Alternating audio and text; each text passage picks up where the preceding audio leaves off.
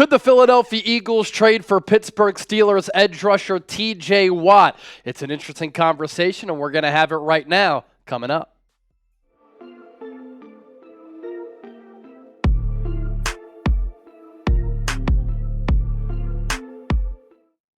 All right, happy Monday, everybody. Welcome into the show. You're watching Philadelphia Eagles Now by Chat Sports. Chase Sr. here with you.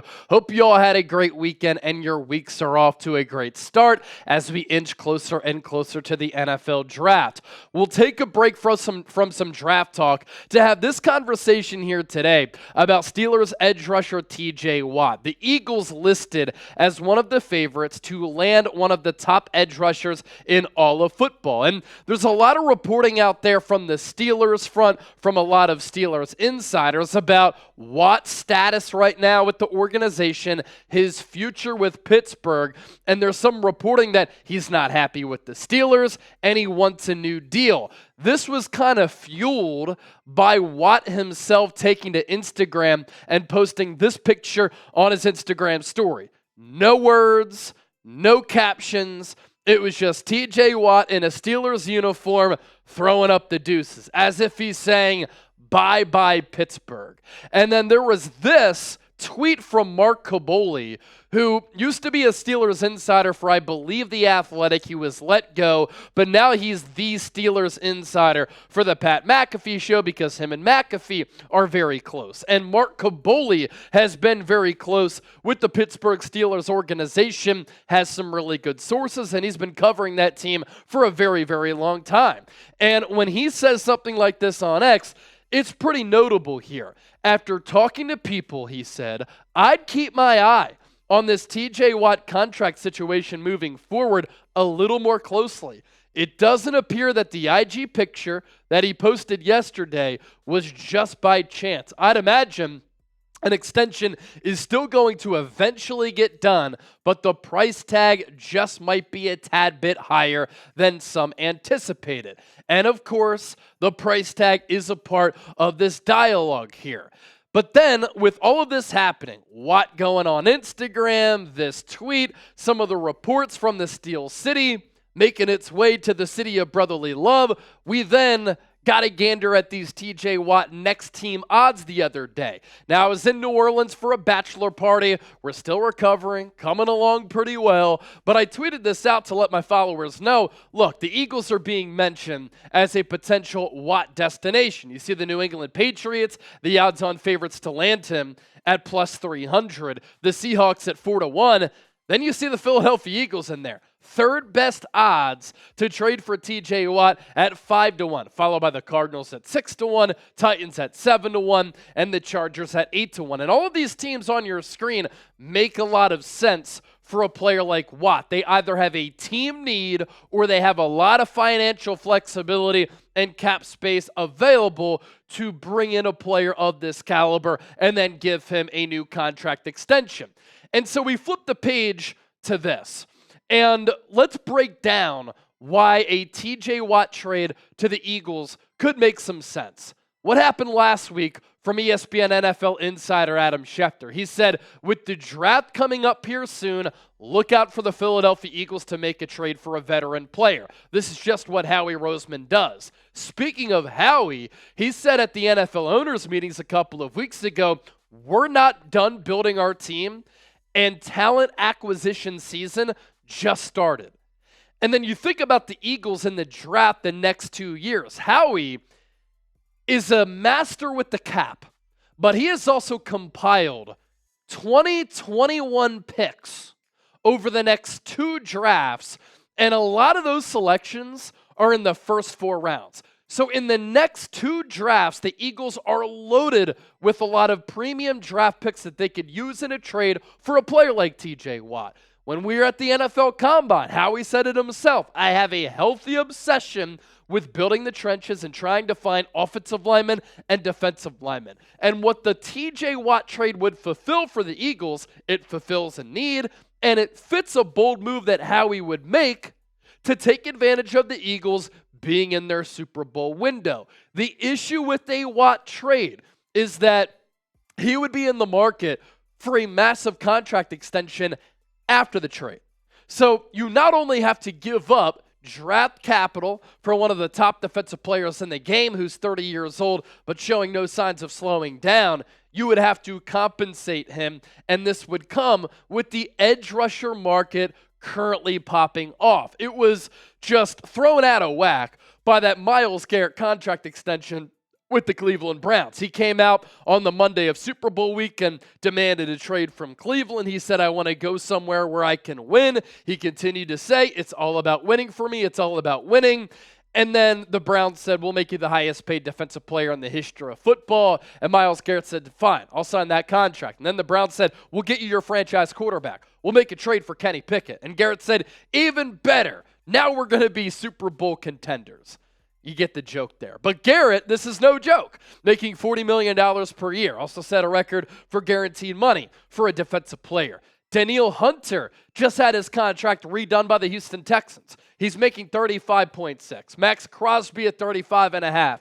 Nick Bosa at $34. He was the highest paid non-quarterback defensive player, I should say, in football, and he was the highest paid non-quarterback in football when he signed that deal in NFL history at $34 million. But even though that was a couple of years ago, that number has been overtaken now by Crosby, Hunter, Garrett. You have Josh Allen of the Jags making $28.25, followed by Brian Burns. TJ Watt is there at $28 even. Montez Sweat, Rashawn Gary, Leonard Williams. And so TJ Watt's looking at that list and he's saying, hold on, I'm now number 7 at 28. That is a $12 million per year difference between me and Myles Garrett. He might not be looking for 40, but he's looking for somewhere in the realm of 34 plus, and there's no doubt about that. And so if the Eagles were to trade for a player like TJ Watt, you're giving up the draft picks in order to trade for him to make it possible, to make it worthwhile for Pittsburgh. And then you're going to have to give him a contract extension of $35 plus million on an average annual value basis. So you tell me, knowing that information, should the Eagles trade and then pay for TJ Watt? T for trade, P for pass. That's today's poll question. So let me know down in the comment section right now. More to get to here on today's show. But first, today's Philadelphia Eagles Now, sponsored by our friends at GameTime. Best seats at the lowest price guaranteed. Prices drop as the event gets closer. And with the GameTime app, you'll get in the door with the best seats and the best vantage point as well. I love all of the features that they have. Flash deals, zone deals that can allow you to save up to 60% off of your tickets. I think it's awesome how you can see the view from your seat before you buy, so you know exactly what to expect when you arrive. It's not just an app, by the way, for sporting events. You can go to concerts, comedy shows, theater events, and a whole lot more. The Philadelphia Phillies, they lost 2 series back-to-back to the Atlanta Braves and the St. Louis Cardinals, but they return home to Citizens Bank Park this week to take on the San Francisco Giants. If you want to go to one of those games, as the Giants have been a big surprise team in Major League Baseball, to welcome the Phils back home, plenty of tickets available. Be sure to also toggle the all-in pricing tool. Therefore, you don't get hit with any surprise fees at checkout. So download the GameTime app, create an account, use that code CHATSPORTS, CHATSPORTS, for $20 off. Terms apply. First purchase only. Last-minute tickets, lowest price guaranteed. Now, we continue to have this conversation, right? Howie Roseman, with the moves that the Eagles have made this offseason, letting Milton Williams go, letting Josh Sweat go, is clearly a fan of the youth talent along this Eagles defensive line. He thinks that Jalix Hunt can play. How could you not think that? After how he really came on in the playoffs and then balled out in the Super Bowl. He's a big believer in Nolan Smith, who went from 1 sack as a rookie to 6.5 in year 2, then had 4 more in the playoffs, and then played in the Super Bowl with the torn triceps. He's a fan of Moro Ajomo, who sneakily put up very similar numbers last year to Milton Williams, who got paid by the New England Patriots. Howie Roseman signed Josh Uche. He signed Azeez Ojulari, and he signed those players to cost-controlled, cheap, and affordable contracts, and those are players who can end up being high-impact players for a low price tag here in 2025. But if you have an opportunity to land a player like TJ Watt, you explore it and you poke around to see what it could cost. what he might want on a new contract extension. What happened at the NFL Combine when we asked Howie directly about a Myles Garrett trade? He said, of course, I'm not going to comment on a player who's on another team because that would be breaking rules and I don't want to get fined.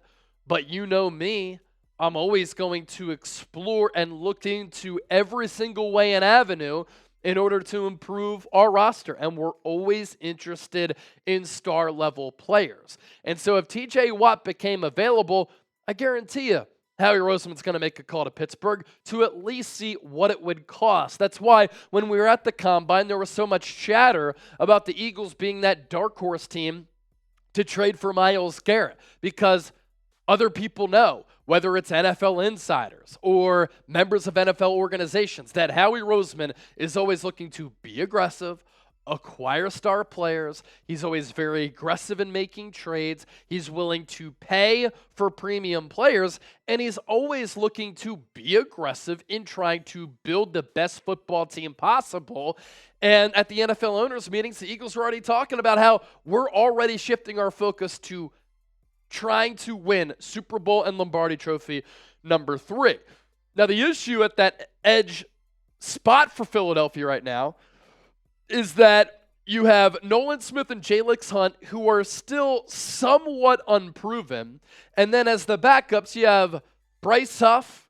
Is he going to be on this team? Josh Uche. Can he have a season like he did a few seasons ago when he had 11.5 sacks? He's still only 26 years old.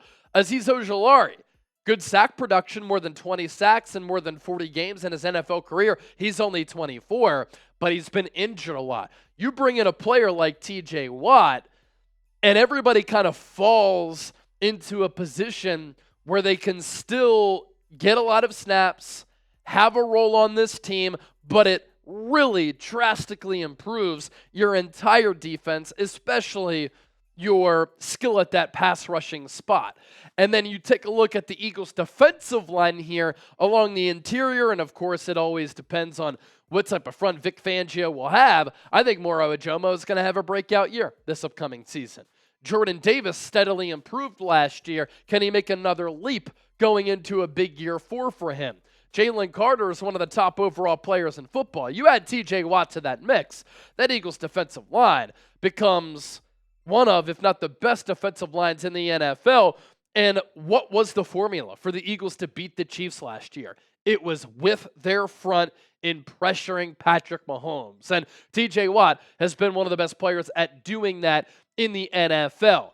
Only played those 10 games in 2022, but outside of that, he's been a pretty durable player. And when he's been on the field, my goodness, has he been productive. In 2024, 19 TFLs, 11.5 sacks, 27 quarterback hits, 6 forced fumbles. He has a knack for punching the football out. Really special at that. In 2023, 19 TFLs, 19 sacks, 36 quarterback hits, and 4 forced fumbles. I believe he was the player who punched it out of the hands of Jalen Hurts when the Eagles played the Steelers this past year. And then in 2021, before that injury-shortened 2022 season, 22.5 sacks, 21 TFLs, 39 quarterback hits, and 5 forced fumbles. So the pressure numbers are there. The sack production numbers are there. He forces a lot of fumbles. He's also excellent against the run, backed up by the TFL numbers and the Pro Football Focus grades. Overall grade last year of 92.2. That was third among 211 edge rushers. A 90.1 pass rush grade, 6th at that position. A run defense grade of 91.4, number 1 among all edge rushers in the game. So he is really a complete player. The pressure numbers were down a little bit, 53. He still had 53.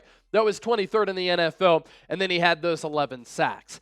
The blog Steelers Wire even talking and mentioning the Eagles as a potential TJ Watt destination, and here's what they had to say. This one would sting, But it would make a lot of sense if the Steelers aren't competitive around the 2025 trade deadline. The Eagles have a young, unproven edge rushing duo and could see Watt as a potential rental for another Super Bowl run. Could Philadelphia offer a king's ransom for a potential two-peat spearheaded by Watt's presence on defense? So they're talking about a Watt trade to Philadelphia, not this offseason, but something that maybe could happen during the year if Watt doesn't sign that contract extension with Pittsburgh and it doesn't work out in that regard. So a couple of different ways in which the Eagles could make this happen. Prior to the year, draft night trade, during training camp preseason, if these contract talks get to a situation where a deal cannot be done, or maybe even during the season. And in that case, a rental. Couple of different avenues here for Philadelphia. Interesting nonetheless. Don't forget to hit that sub button for the best coverage of the Philadelphia Eagles right here on YouTube. It's Eagles Now. You know the deal.